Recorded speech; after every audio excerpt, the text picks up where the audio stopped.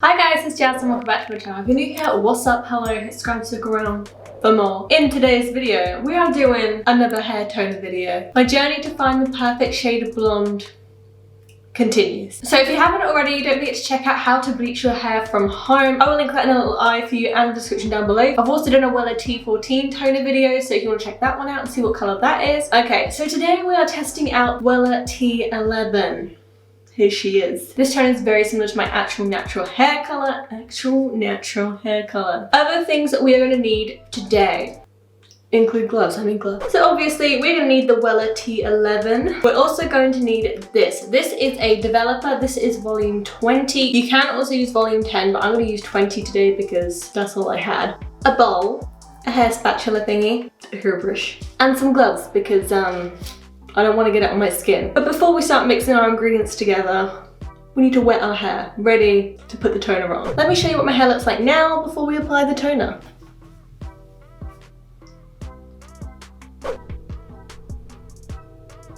So I'm just going to towel dry it off to make sure that it's not too damp before we start mixing and applying. Let me re-angle you. Naturally, the first step is to, oh my goodness. The first step is to apply gloves because safety first, kids. The next part is to pour half of the toner bottle into the bowl.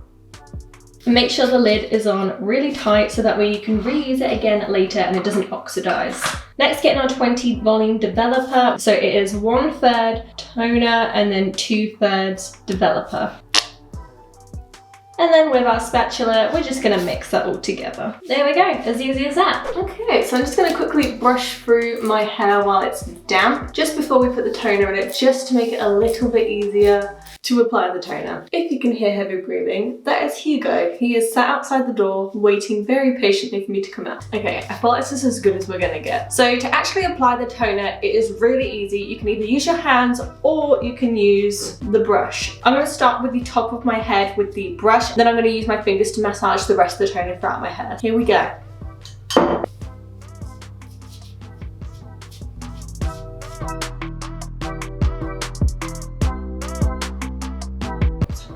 The reason I always start with the top of my head first is simply because that is where most of the original toner has disappeared, because you massage your scalp when you shampoo it. It is as simple as that. To be honest with you, I have no idea what colour my hair is going to turn out, and I also have no idea what colour the toner is meant to go when it's developing. In the bowl, it's kind of like a cream kind of colour. It's got like a slight yellowy tinge. So hopefully that's a good thing.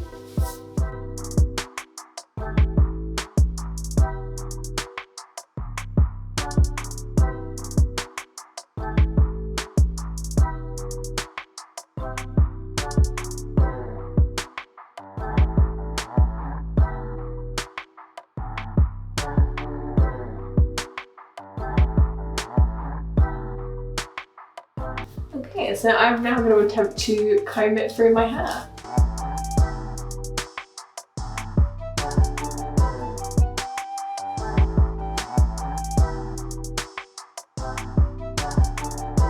So I've officially applied all the toner. Perfect. It feels like it is everywhere. It's feeling quite heavy. I've got a nice thick coat of it and I look not cute. I feel like I can't pull off the slick back look. I don't know how people do it. It just makes me look like the moon emoji. That's what it makes me look like. I'm gonna let this develop for 30 minutes and then I'm gonna wash it off and hopefully we will be this really nice, natural looking blonde. And if not, I don't know what I'm gonna do because I don't have any more toner. I will see you in 30 minutes. So I've left it on for 40 minutes instead of 30 just because I wanted to make sure that it actually fully developed, and I think it's safe to say it's fully developed. I'm a little bit concerned that I put it on my roots now because they've kind of got a brown red and I don't think I wanted that. The rest of my hair is kind of on this purplish, greenish colour. I don't know. So we're gonna wash it off and hopefully it should be okay. I'm nervous.